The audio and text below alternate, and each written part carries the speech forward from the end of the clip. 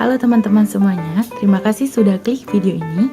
Nah, kali ini aku bakal ajak kalian mengenal apa itu prosa fiksi. Sebelum kita mengkaji secara mendalam mengenai apresiasi prosa fiksi, kita harus tahu terlebih dahulu apa itu prosa dan apa itu fiksi. Nah, prosa merupakan sebuah karangan bebas yang tidak terikat apapun yang bersifat fiktif atau rekayasa. Nah, prosa itu sendiri terbagi pula menjadi dua, yaitu prosa fiksi dan prosa non-fiksi.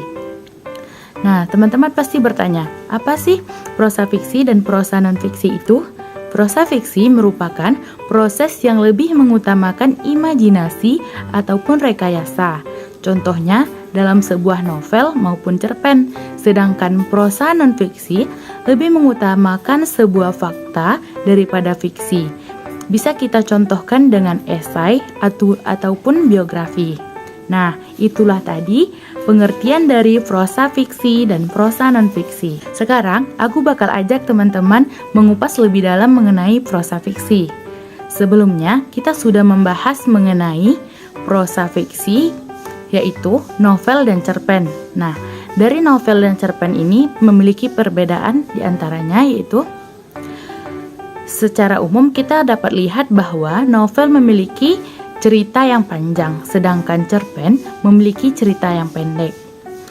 Perbedaan yang kedua yaitu jika novel bertemakan mayor ataupun minor, yaitu memiliki subbab atau judul, sedangkan cerpen temanya hanya satu atau tunggal. Nah, perbedaan selanjutnya yaitu terletak pada tokoh. Tokoh pada novel lebih mengutamakan orang dan juga hal-hal yang menarik, sedangkan pada cerpen hanya sedikit. Baiklah teman-teman, tadi kita sudah memahami pengertian dari prosa fiksi. Nah, kali ini kita masuk pada apresiasi prosa fiksi. Apresiasi prosa fiksi merupakan kegiatan menikmati, menyampaikan, ataupun memberikan pendapat terhadap sebuah karya prosa. Nah, dalam memberi apresiasi terhadap prosa, ada beberapa tahapan yang harus kita lakukan agar apresiasi berjalan dengan baik. Nah, dalam memberikan apresiasi terhadap prosa, ada beberapa tahapan yang harus kita lakukan. Yang pertama ialah tahap penikmatan. Pada tahap ini, kita mulai membaca karya cerpen maupun novel prosa yang ingin kita apresiasi. Yang kedua ialah tahap penghargaan, di mana pada tahap ini kita mulai terpengaruh oleh cerita yang ada di dalam cerpen maupun novel yang telah kita baca. Selanjutnya, tahap yang ketiga, yaitu pemahaman, di mana pada tahap ini kita mulai memahami bagian-bagian yang memiliki unsur intrinsik ataupun unsur ekstrinsik yang ada di dalam karya tersebut.